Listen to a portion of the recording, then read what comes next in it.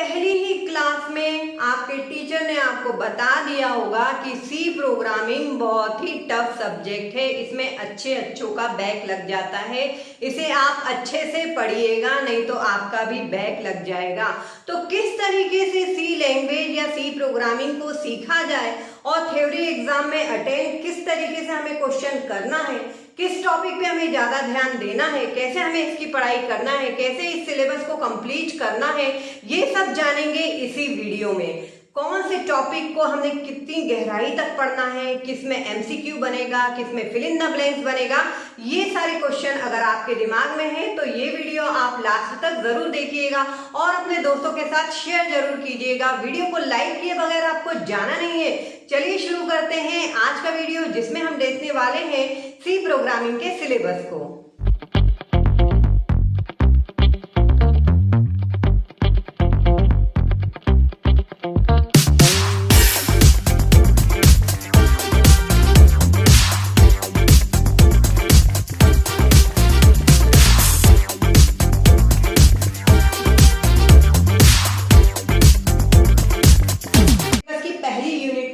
Introductory unit रहती है जिसमें हम जानते हैं जो प्रोग्रामिंग के बेसिक बिल्डिंग ब्लॉक से, जहां से प्रोग्रामिंग का एबीसीडी स्टार्ट हुआ होगा, उसका जो आधार है, उसकी जो न्यू है, उसके बारे में, यानी कि हम जानेंगे एल्गोरिथम के बारे में, फ्लो चार्ट के बारे में, क्योंकि प्रोग्राम जब हम बनाते हैं तो ये एल्गोरिथम और फ्लो चार्ट की मदद से ही हम प्रोग्राम बनाना सीखते हैं। तो हमें पता होना चाहिए एल्गोरिथम क्या होता है, फ्लो चार्ट क्या होता है, कैसे किसी पर्टिकुलर टास्क के लिए फ्लो चार्ट बनाया जाता है, एल्गोरिथम लिखी जाती है।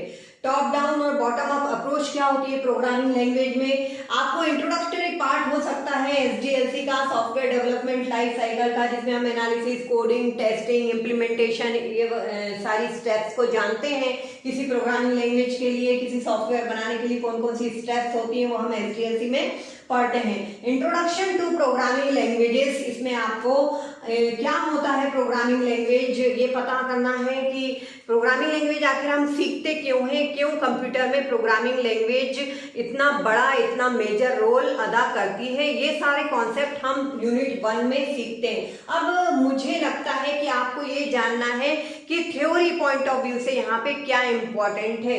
देखिए एल्गोरिथम के फीचर्स इंपॉर्टेंट है।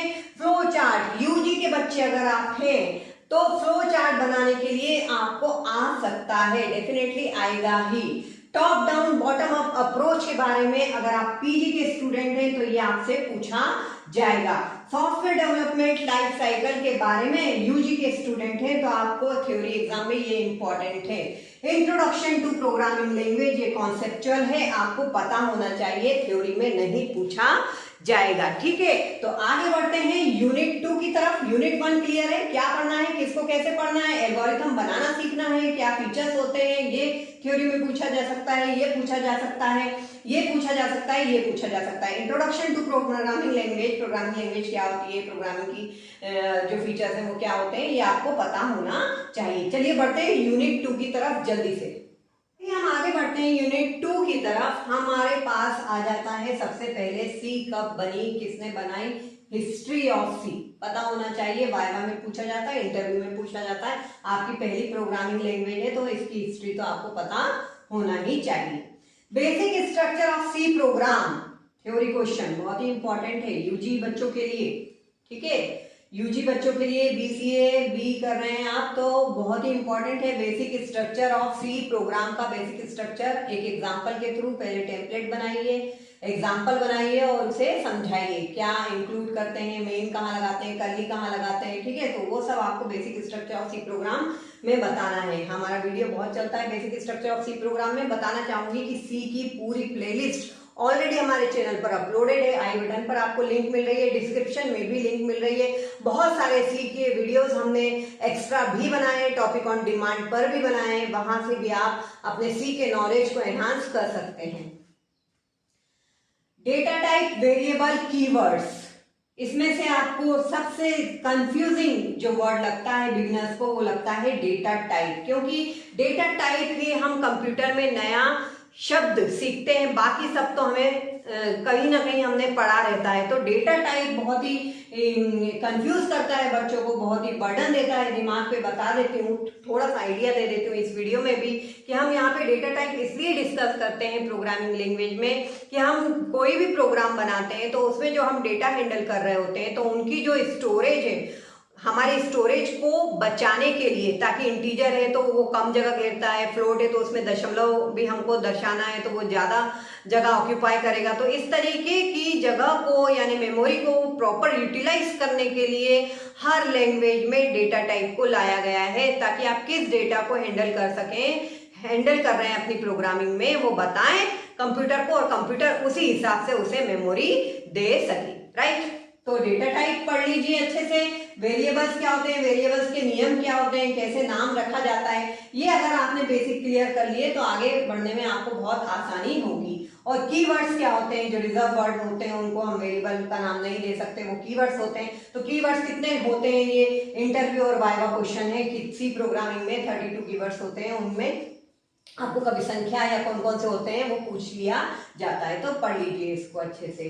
डेटा टाइप में बिल्ट इन कौन सा होता है, यूजर डिफाइंड, डिफाइंड, डिराइव्ड कौन सा होता है, ये क्लासिफिकेशन होता है, इसको अच्छे से आप याद कर लीजिए। Control structure, control structure theory point of view से, एग्जाम पॉइंट ऑफ व्यू से बहुत ही इंपॉर्टेंट है, पूछ लिया जाता है कंट्रोल स्ट्रक्चर क्या होता है। बताना चाहूंगी आपको, कंट्रोल स्ट्रक्चर में बच्चे कंफ्यूज हो जाते हैं कि मैडम कंडीशनल कंट्रोल स्ट्रक्चर लिखना है या लूप कंट्रोल स्ट्रक्चर लिखना है। दोनों ही कंट्रोल स्ट्रक्चर है।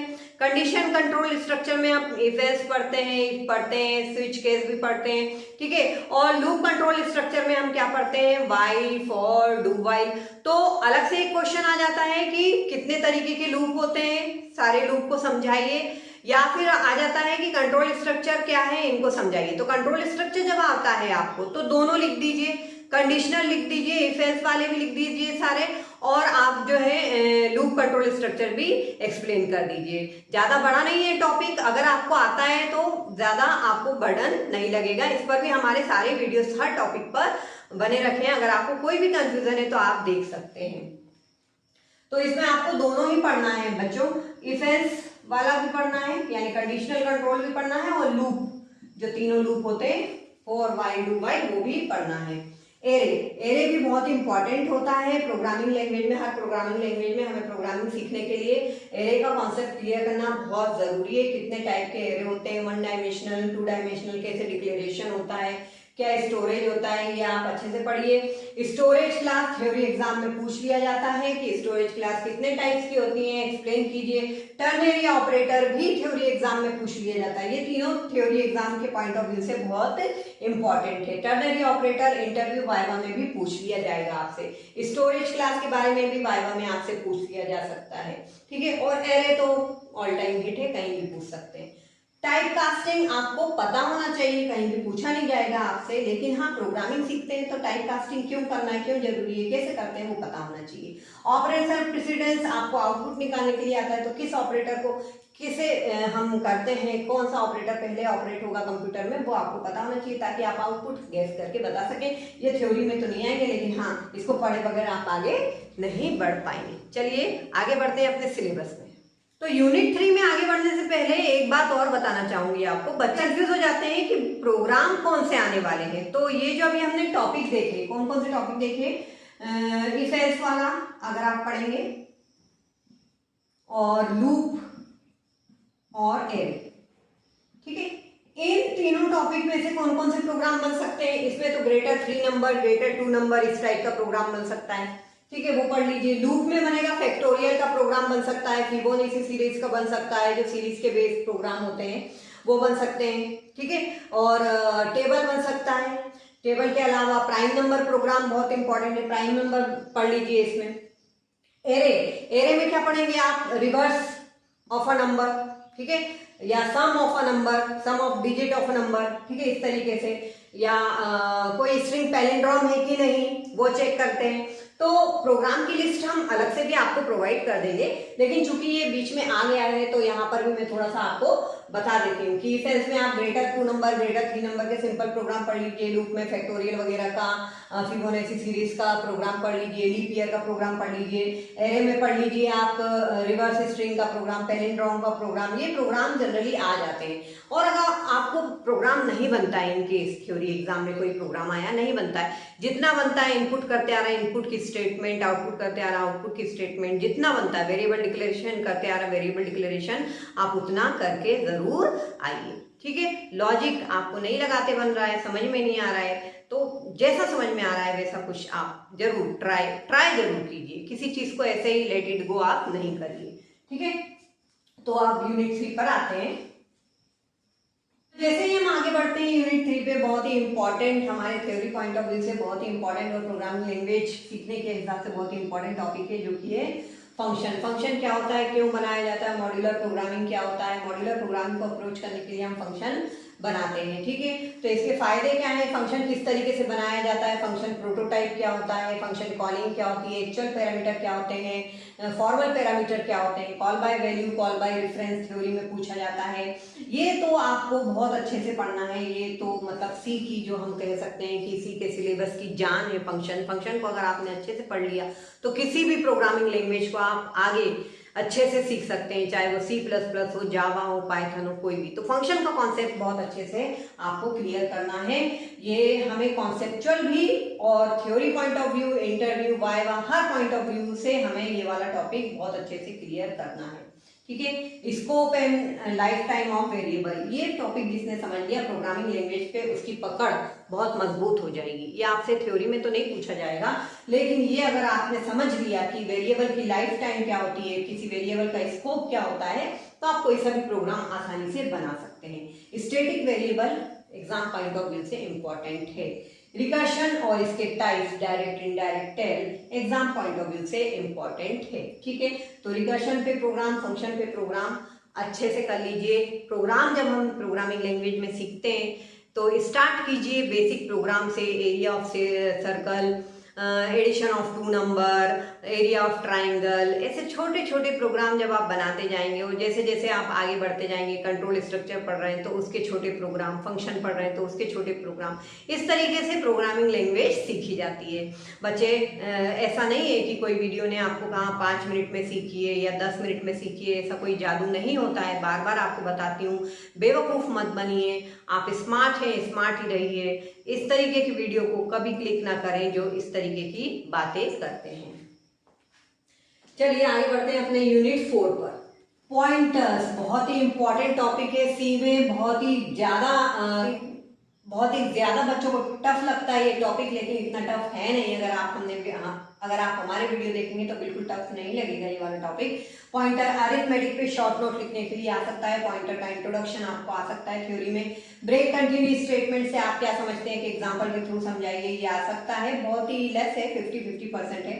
Dynamic memory allocation very important topic, PG student है तो बहुत चांसेस है आने के। मेलॉक, केलॉक, फ्री फंक्शन को समझाइए या डायनेमिक मेमोरी एलोकेशन से आप क्या समझते हैं समझाइए। स्ट्रक्चर तो मोस्ट आईएमपी है, आना ही आना है। 99% स्ट्रक्चर का एक प्रोग्राम आपको आना ही आना है। स्ट्रक्चर पे जो सिंपल एक स्ट्रक्चर से कैसे हम स्टूडेंट के डेटा या एम्प्लॉय के रिकॉर्ड को मेंटेन कर रहे हैं, ये वाला प्रोग्राम आप अच्छे से कर लीजिए। और स्ट्रक्चर और यूनियन में अंतर अच्छे से कर लीजिए। यहाँ से आपका फिर से very IMP theory point of view से शुरू हो जाते हैं टॉपिक। न्यूमरेटेड डेटा टाइप्स क्या होते हैं, इस पे short note, command line argument पे शॉर्ट नोट, ये सारे जो टॉपिक है structure, union, enumerated data type, annum data type और कमांड लाइन आर्ग्यूमेंट, ये सारे थ्योरी पॉइंट ऑफ व्यू से बहुत इंपॉर्टेंट है और प्रोग्रामिंग लैंग्वेज में तो सीखना ही सीखना है हर टॉपिक को, अगर अच्छे से प्रोग्रामिंग में आपको कमांड करना है तो। ठीक है, तो ये हुआ हमारा यूनिट 4। और यूनिट 5 में क्या क्या पढ़ना है आपको, ये देख लेते हैं। तो यूनिट 5 में आपको बस 2 ही टॉपिक अच्छे से करना है, एक फाइल हैंडलिंग और एक प्री प्रोसेसर डायरेक्टिव, और कुछ ज्यादा नहीं है। यूनिट 5 में फाइल हैंडलिंग में आप जो रिलेटेड फंक्शन है, फाइल ओपनिंग मोड होते हैं, फाइल से रिलेटेड जो फंक्शन होते हैं, और फाइल का एक सिंपल सा जो प्रोग्राम होता है, कैसे फाइल में रीड और राइट ऑपरेशन करना है, वो आपको यहाँ पे अच्छे से पढ़ना है। फाइल हैंडलिंग पे तो एक क्वेश्चन आएगा ही आएगा। और प्री प्रोसेसर डायरेक्टिव पे शॉर्ट नोट लिखने के लिए आ ही जाता है। ठीक है, तो रही बात आपके कंफ्यूजन की प्रोग्राम आता है किसमें से नहीं आता है, तो जो हमने देखे थे स्ट्रक्चर उसमें से प्रोग्राम आते हैं। Loop control structure, if else control structure पे बेस्ड जो प्रोग्राम होते हैं, स्ट्रक्चर है उसके ऊपर प्रोग्राम आ सकते हैं। एम्प्लॉय या स्टूडेंट के रिकॉर्ड का, फाइल हैंडलिंग की तरफ से भी आपको एक प्रोग्राम पूछा जा सकता है। तो ये जो कुछ टॉपिक हैं इनके जो इनसे रिलेटेड जो प्रोग्राम है अच्छे से करके जाइए। और थ्योरी पॉइंट ऑफ व्यू से तो मैं आपको बता ही चुकी हूँ कि किस तरीके से आपको कौन से टॉपिक इम्पॉर्टेंट हैं। तो मुझे लगता है ये वीडियो अगर आपके हाथ में आ गया सिलेबस स्टार्ट होते ही, तो आप स्टडी को अपनी स्मार्ट बना लेंगे और बहुत ही अच्छा स्कोर कर पाएंगे और प्रोग्रामिंग लैंग्वेज भी बहुत अच्छे से सीख पाएंगे। तो ये वीडियो आपके बहुत ही काम का होने वाला है। अगर ये समय पे आपको मिल जाता है तो इसको लाइक जरूर कर देना और अपने दोस्तों के साथ जरूर शेयर कर देना। Thanks for watching Zeenat Hussain academy.